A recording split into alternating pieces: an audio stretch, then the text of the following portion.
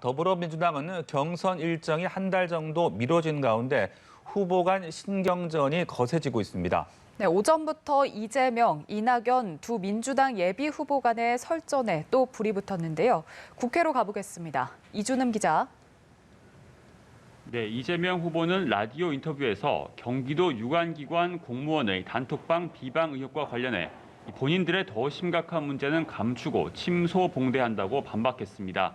외국이나 마타도어는 자신들이 더 심각하게 당하고 있다며 이낙연 후보를 겨눈 겁니다.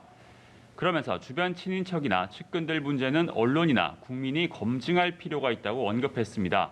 옵티머스 연루 의혹에 휘말린 최측근이 스스로 목숨을 끊은 이낙연 후보를 향한 공세로 풀이됩니다.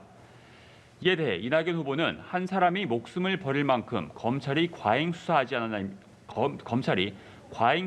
않았냐며 이 죄가 있다면 검찰이 설마 자신을 봐줬겠냐고 반문했습니다. 이낙연 캠프 측은 단톡방 비방 사건에 대해서도 도정농단이라며 연일 비판 수위를 높이고 있습니다.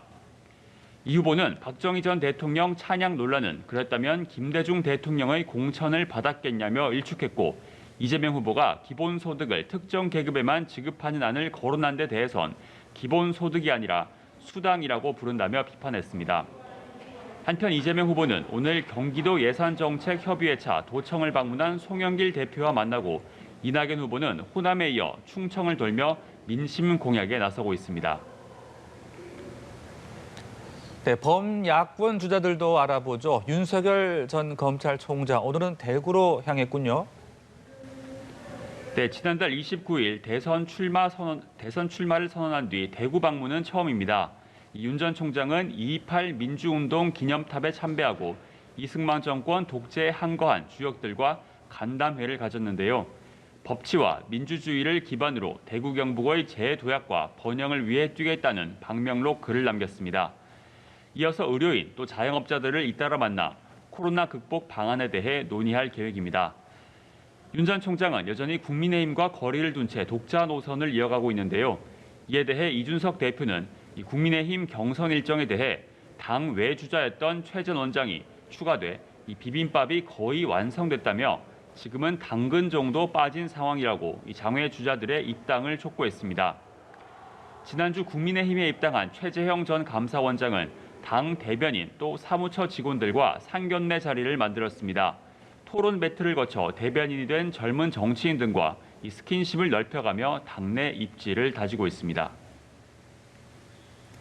네, 국회 상황도 살펴보겠습니다. 오늘부터 추가 경정 예산안 심사를 위해 국회 예산결산특별위원회, 예산조정소위원회가 열리죠.